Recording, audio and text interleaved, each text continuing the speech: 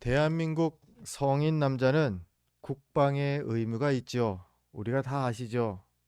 결격 사항이 없다면 모두 군대에 갔다 와야 합니다. 뭐 요즘은 1년 8개월인가요? 18개월인가요? 많이 줄었죠? 제가 계산해 보니까 30년 가까이 돼 갑니다. 군대 갔다 온 지가. 30년 전인데도 전에는 2년 6개월. 예, 26개월? 예, 26개월. 2년 2개월이었네요, 그때. 어쨌든 저도 군대 갔다 왔다라는 걸 말씀드리는 겁니다. 그래서 군대 얘기를 오늘은 잠깐 하려고 그래요. 군인들은요, 평소에는 그냥 부대에서 생활합니다. 어, 바닥도 청소하고, 청소도 하고, 내무실 청소도 하고, 뭐 보초도 쓰고, 뭐 거기 뭐 지저분한 거 있으면 또 뭐 나무도 풀도 깎고, 뭐 이런 거. 그냥 소소한 일을 합니다. 그런데 저희 그 1년에 적어도 부대마다 다르지만 한두 번 정도는 저희는 부대 밖으로 훈련을 나갔습니다. 짧게는 1박 2일부터 길게는 3박 4일까지 그 밖으로 훈련을 나갑니다. 그러면 그 훈련을 나갈 때면은 항상 해야 하는 일이 개인 물품을 챙겨가는 겁니다. 아이, 내일 올 건데 뭐 3일 후에 돌아올 건데 하면서 안 챙겨가면은 그거는 오히려 그 뭐예요? 책임을 물어야 되는 그 문제가 생깁니다. 왜냐하면 전쟁 대비 훈련이기 때문에 진짜 전쟁이 일어났다 생각하고 그 내무실에서 쓰던 물건을 다 정리해서 가져가야 되는 거예요. 간부가 딱 와서 거기를 확인해요. 어디에 뭐가 남아 있나. 아주 그거 싸는 게 아주 귀찮습니다. 너무 양이 많아져도 안 되고 그렇기 때문에 아주 귀찮아요. 한 번은 2박 3일 훈련을 나갔는데 훈련 나가서는 갑자기 그 같은 그 부대원이 갑자기 그러는 겁니다. 아차, 칫솔 안 챙겨왔다. 이러는 거예요. 어떻게 됐을까요? 예, 별 문제 없었어요. 그냥 3일 동안 손가락으로 양치질 하더라고요. 그 정도만 하면은 돼요. 또 어떤 분은 일부러 보통 병장님들이 그러는데 개인 군장 이거 다 이거 싸갖고 이거 갖고 가려면 무겁다고 거기서 모포하고 침낭을 뺍니다. 그럼 무게가 많이 줄어요. 훈련 내내 근데 밤에는 벌벌 떨면서 자더라고요. 그래도 뭐 어떻게든 이게 버틸만 해요. 개인 물품을 이렇게 그 안 갖고 와도. 저는 포병 출신입니다. 포병 중에서도 이 대포 꽝꽝 날아가잖아요. 대포탄이. 그 포탄을 조준하는 각도를 계산하는 그 역할이었어요. 그래서 이게 지휘통제병이라고 하는데 대포를 조종할 각도를 계산해서 그 대포 조준 그 사격하는 그 사람들에게 알려주는 거예요. 그래서 그 저희 그 분과는 컴퓨터를 비롯해서요 계산 장비들이 많았어요. 훈련 나갈 때마다 그것들을 당연히 다 챙겨가야 됩니다. 안 챙겨가면 안 돼요. 이걸 다 뜯어서 그것도 시간 제한이 있어요. 몇 분 이내에 안 되면 실제 그 모의 전투를 계산할 때 북한에서 미사일이 날아와서 여기를 터트린다. 그 전에 나가야 된다라는 거예요. 한 번은 또 우리 그 분과에서 후임병이 신형 장비가 있고요. 구형 장비가 있어요. 신형 장비는 뭐 버튼 탁탁탁탁 몇 번 하고 이거 딱딱딱 하면은 뭐 1분 이내에 뭐 이거 좌표 계산이 나오고 그러는데 구형 장비는 아주 많이 이렇게 계산해야 돼요. 그래서 한참이 걸려요. 그런데 신형 장비 놔두고 구형 장비를 챙겨온 거예요. 혼났겠죠. 예. 혼났습니다. 그래서 일일이 우리가 거기서 계산하느라고 꽤 애먹었던 그런 훈련도 기억이 납니다. 뭐 군대 얘기 여기까지만 하겠습니다. 군대 얘기 싫어하신다고 하는데 들어주셔서 감사합니다. 다시 말씀으로 들어가 보겠습니다. 우리는 지금 믿음의 길을 걸어가는 중이죠. 이 믿음의 길을 가는 동안에 우리도요 챙기고 지고 가야 할 짐들이 분명히 있다라는 겁니다. 근데 그게요, 우리가 함께 지고 가야 될, 같이 지고 가야 될 짐, 뭐 분과원이 같이 들듯이 우리가 같이 챙겨야 할 짐이 있고요. 또 개개인이 챙겨야 할 짐이 있다라는 겁니다. 오늘 사도 바울은 갈라디아 교회 사람들을 향해서 또 오늘 우리를 향해서 이 짐들을 소개하고 있습니다. 먼저는 같이 지고 갈 짐, 함께 지고 가야 할 짐을 먼저 생각해 봅니다. 2절 말씀인데요. 우리 성경을 보면서 갈라디아서 6장 2절 말씀을 같이 읽습니다. 너희가 짐을 서로 지라. 그리하면 그리스도의 법을 성취하리라. 짐을 서로 지라고 말합니다. 이거는요, 뭐 나눠지는 거라기보다는 같이 짐을 지는 걸 얘기한다고 생각하시면 돼요. 뭐 언약궤 같은 것을 이 봉을 잡고서 네 사람이 들고 막 이랬죠. 같이 지는 것으로 이렇게 이해를 하는 게 맞습니다. 이 배경을 보면요, 1절이 그 배경을 설명하고 있죠. 1절 말씀도 우리 같이 성경을 보면서 읽어보겠습니다. 함께 읽습니다. 형제들아, 사람이 만일 무슨 범죄한 일이 드러나거든 신령한 너희는 온유한 심령으로 그러한 자를 바로잡고 너 자신을 살펴보아. 너도 시험을 받을까 두려워하라. 아멘. 갈라디아 교회의 얘기이기도 한데요, 지금 우리에게도 당부하는 얘기입니다. 무엇이에요? 누군가 공동체 안에서 죄를 범한 사실이 드러났다, 죄가 드러났다라고 한다면 어떻게 반응해야 하겠는가? 지금 사도 바울은 그것을 말합니다.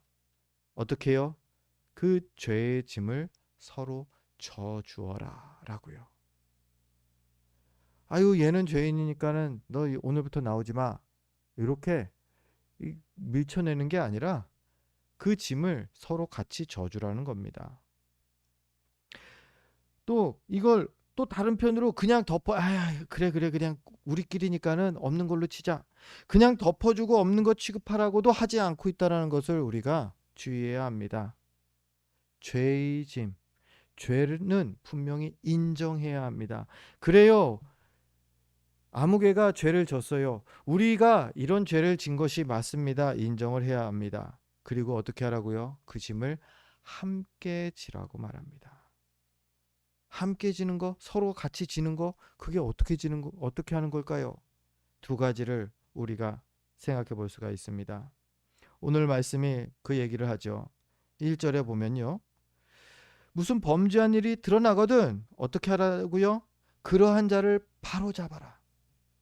범죄한 일을, 죄를 범한 상대를 바로 잡아줄 것이 첫 번째, 우리가 짐을 지는, 함께 지는 방법이라는 겁니다.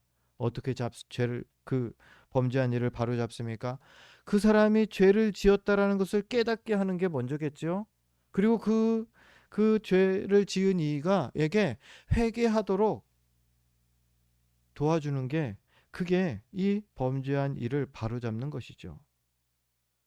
뭐 이거 해, 저거 해, 하지 마, 뭐 이렇게 지적하라는 게 아니에요. 더 이상 죄를 범하지 않도록, 이게 죄였음을 깨닫게 도우라는 겁니다. 그리고 이 방법을 이거 해, 저거 해가 아니라고 말해요. 어떻게 해요? 온유한 심령으로 그러한 자를 바로 잡고, 온유한 마음으로 그를 그 죄를 바로 잡아주라는 겁니다. 온유한 심령, 온유한 마음으로요. 디모데후서 2장 25절도 같은 말씀을 하고 있습니다. 우리 주보를 보면서 디모데후서 2장 25절 이 전반부를 같이 읽겠습니다. 함께 읽습니다. 거역하는 자는 온유함으로 훈계할지니.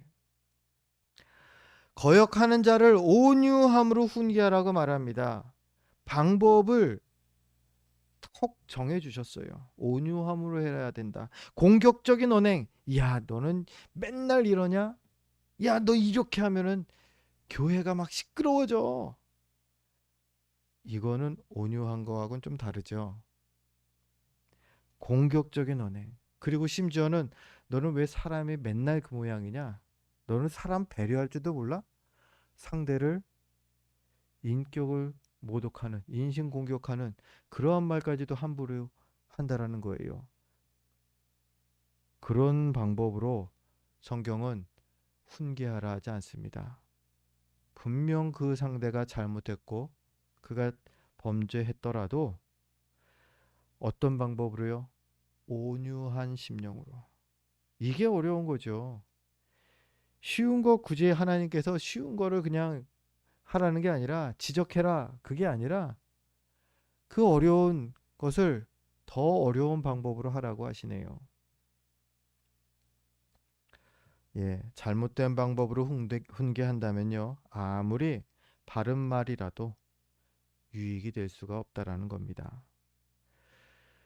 그래서 이제 죄의 짐을 서로 지는 첫 번째 방법은요. 그 상대의 잘못을 깨닫게 하고 회개하게. 어떻게 해요? 온유한 마음으로 그에게 훈계하라는 겁니다. 두 번째로요. 짐을 함께 진다라는 것은요. 여기까지 해야 된다고 1절은 말합니다. 어떻게 해요? 마지막 부분이죠. 너 자신을 살펴보아 너도 시험을 받을까 두려워하라. 상대만 이 잘못된 것을 바르게 잡아놓고서 끝이 아니라는 거예요. 나를 돌아보라는 말합니다. 왜요? 내가 나쁜 사람이어서? 내가 좀 잘못된 인간이어서요? 아니에요. 그게 아니라요. 죄가 그만큼 강력하기 때문이라는 겁니다. 나도 모르게 죄에 오염될 수 있다라는 거예요. 우리 코로나 시기를 우리가 함께 겪었죠. 코로나 때 우리 다들 사람들이 마스크 쓰고 다녔어요. 그럼 마스크 쓰면 코로나 안 걸렸나요? 아니요. 또 마스크를 썼는데도 걸리더라고요. KF94 아니고 뭐를 쓰면은 그냥 일반 마스크 쓰면 또 그 균이 바이러스가 거기는 통과를 해버린대요. 그래서 소용이 없대요. 다른 또 마스크는.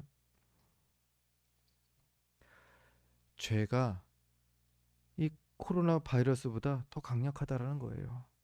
그렇기 때문에 우리 자신을 살펴보아야 하는 그 과정이 꼭 있어야 한다라는 겁니다. 죄가 전염성이 강력하니까요.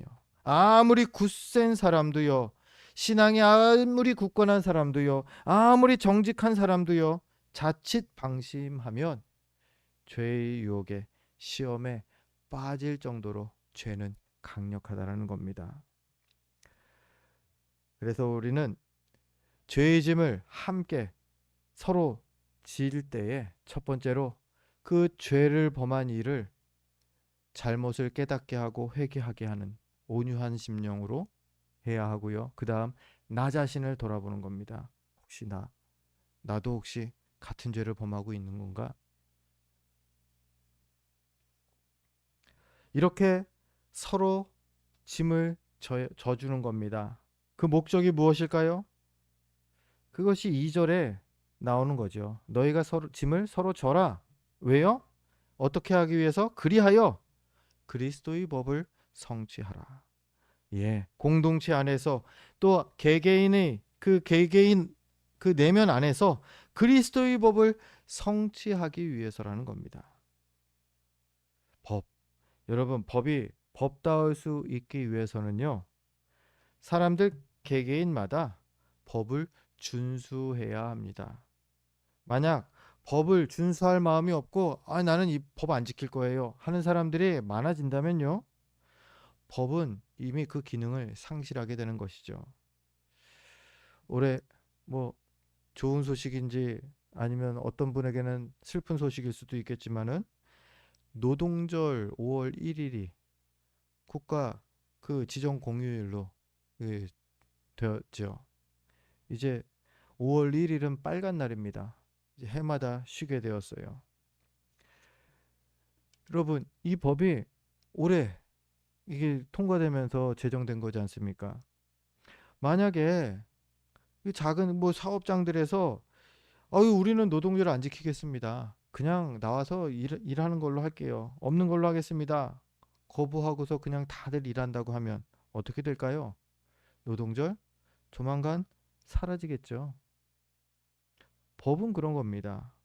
그래서 법을 잘 지키도록 지도하고 수호하는 것 또한 그 중요합니다. 이 법이 왜 필요한지도 잘 설명해야 돼요. 그걸 하려고 그걸 설명하고 지키고 이거 안 지켜지면은 벌도 내리고 하기 위해서 법원이 있고 경찰이 존재하는 거죠. 그리스도의 법도 그렇습니다. 우리가 함께 지킬 때에 그 법이 효력이 있는 것입니다. 그런데 만약 다들 그 법을 부정하려고만 한다. 그리스도의 법? 아니 나는 보이지도 않는데 안 지켜요. 그렇다면요. 아무리 훌륭한 법이라도 효력을 상실할 수밖에 없는 것입니다. 공동체가 서로 짐을 진다라는 것은요. 이 그리스도의 법이 계속 지켜지도록 함께 힘쓴다는 것입니다. 그래서 죄가 들어오면은 죄가 이거 잘못된 것이라고 서로 격려하면서 회개하도록 그 훈계하라는 것이죠. 우리는 그리스도인들 아니냐? 말씀의 법을 지켜야 되지 않느냐? 서로 함께 격려하며 응원하며 그리스도의 법을 하나님의 말씀을 끝까지 바르게 세워가자라는 것입니다. 이게 서로 짐을 지라는 그 말의 그 목적이죠. 서로 우리가 져야 하는 짐, 그리스도의 법을 세우기 위해서 죄를 죄라고 분명하게 선언하는 것이 우리가 서로 져야 될 짐입니다. 그리고 그것을 한 사람이 책임지는 게 아니에요. 같이 져주는 거예요. 동시에 우리는 각자 져야 할 짐도 있습니다. 5절 말씀이죠. 각각 자기의 짐을 질 것이라. 각자 자기의 짐을 져야 한다 말합니다. 그게 3절부터 설명이 쭉 이어지는데요. 3절에는 이렇게 나옵니다. 만일 누가 아무것도 되지 못하고 된 줄로 생각하면 스스로 속임이라. 4절입니다. 각각 자기의 일을 살피라. 그리고 5절이 나오는 거죠. 각각 자기의 짐을 질 것이라.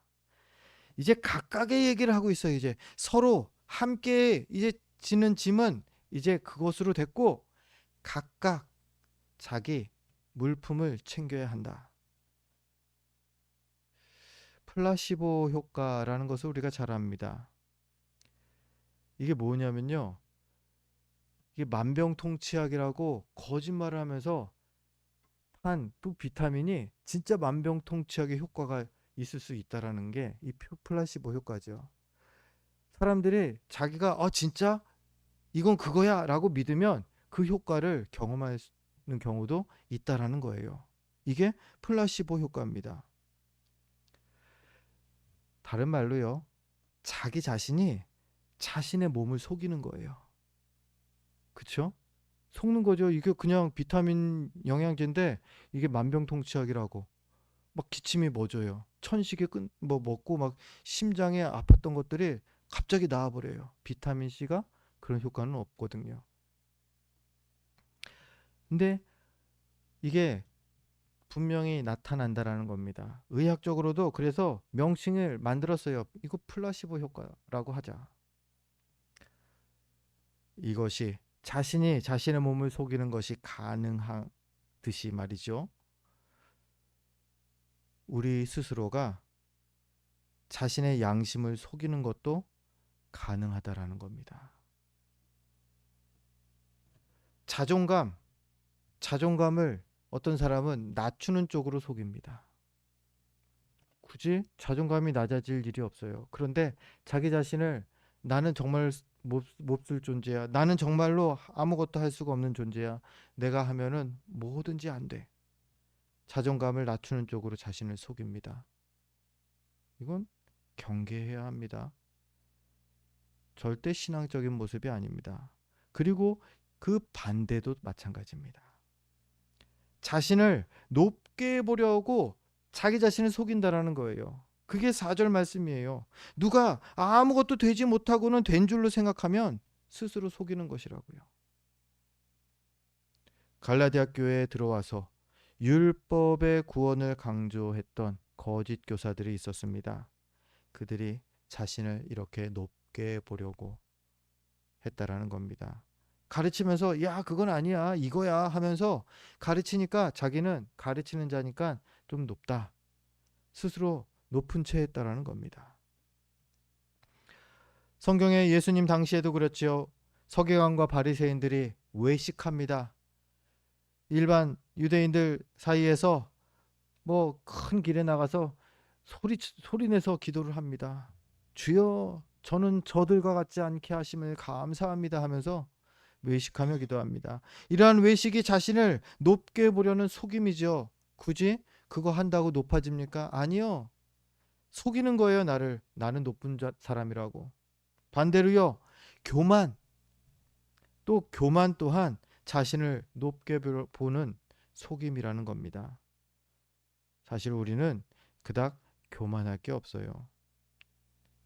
항상 겸손할 이유밖에 없고 하나님께서 베푸시는 은혜 가운데 우린 살 뿐인데 우리가 우리 자신을 교만케 한다니까요. 아휴, 내가 하면은 저보다 잘하는데 저 사람은 왜 저렇게 못해? 나는 잘하는데 별거 아닌데 이것도 교만이죠. 이 모든 것들이 외식하는 모습도 교만한 마음도 자신을 다 속이는 일들이라는 겁니다. 이렇게 속이고 나면 무슨 문제가 생기냐? 자기 할 일을 소홀히 하게 돼요. 각자 받은 은사가 다르듯이요. 각자 그 은사대로 감당해야 할 사명이 다 다릅니다. 뭐 대표적으로 교회 간에도 그렇습니다. 큰 교회가 있어요. 규모가 크고 성도들이 많이 모이는 교회가 있어요. 작은 교회가 또 있습니다. 우리처럼. 큰 교회가 작은 교회를 뭐라고 무시해서도 안 되고요. 작은 교회가 큰 교회를 뭐라고 비난해서도 안 됩니다. 왜요? 각자에게 맡겨진 사명이 다르기 때문에 그래요. 큰 교회는 분명히 큰 교회도 필요합니다. 큰 교회로서 감당해야 할 역할이 분명히 있거든요. 반대로요. 작은 교회도 큰 교회가 감당하지 못할 역할이 있기 때문에 하나님께서 작은 교회를 없애지를 않으시네요. 계속 생기게 하시네요. 차별. 그거는 이미 교만이고요. 그거는 이미 스스로가 속임 받은 겁니다. 속은 겁니다. 차별은 의미가 없습니다. 중요한 점은요, 스스로를 점검하는 겁니다. 나를 점검하면서 내게 주신 은사, 나의 모습을, 나의 그 은사를 알고 각자 맡은 사명을 각자 주신 자리에서 잘 감당하는 거, 그거면 충분합니다.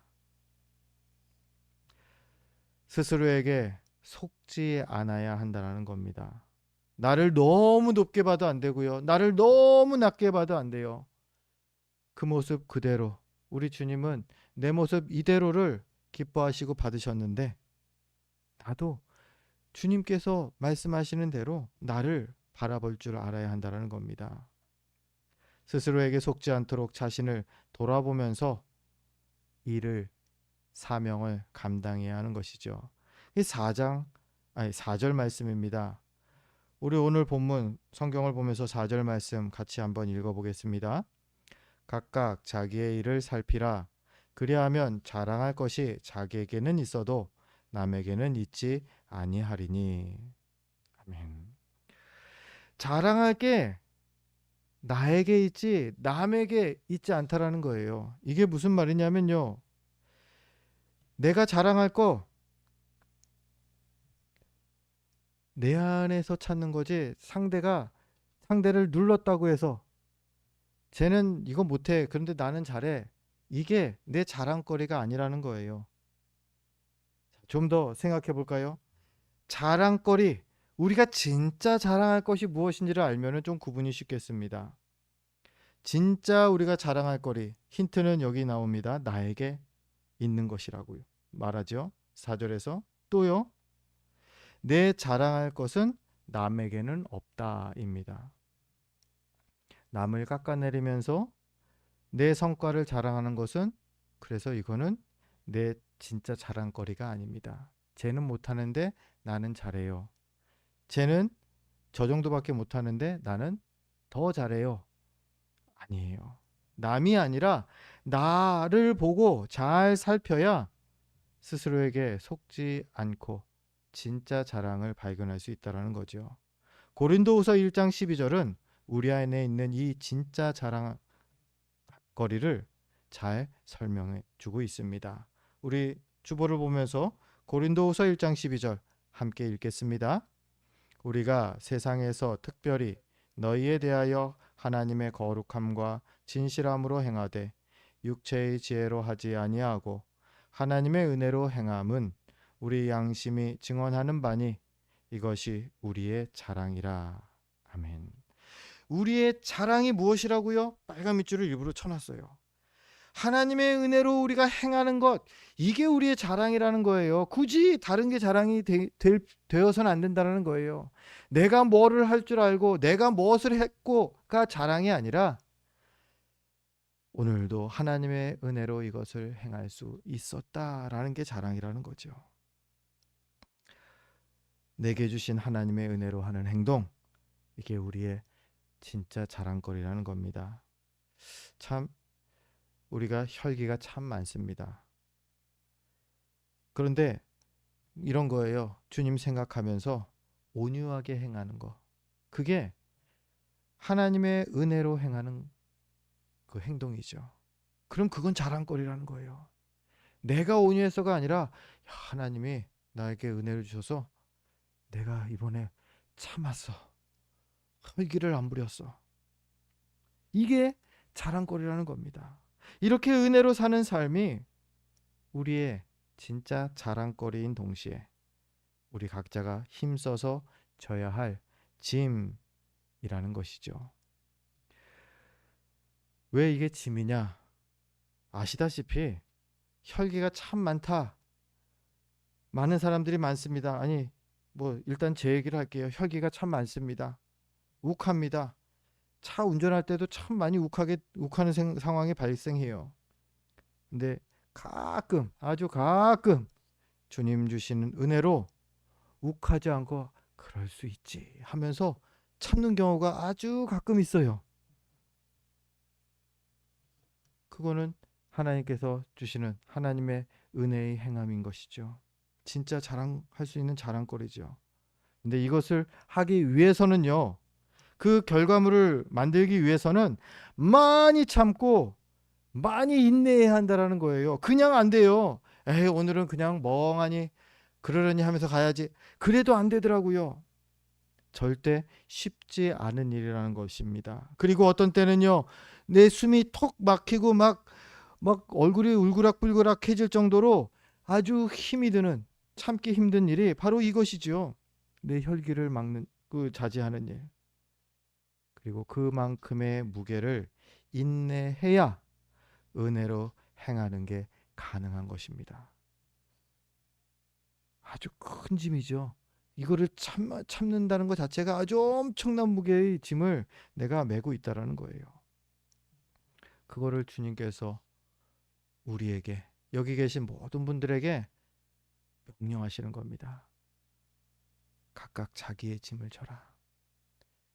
너희들의 혈기, 너희들의 자랑, 그거 다 내려놓고 은혜로 행해라.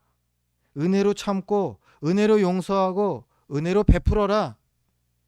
그게 진짜 자랑거리다 말씀하시는 겁니다.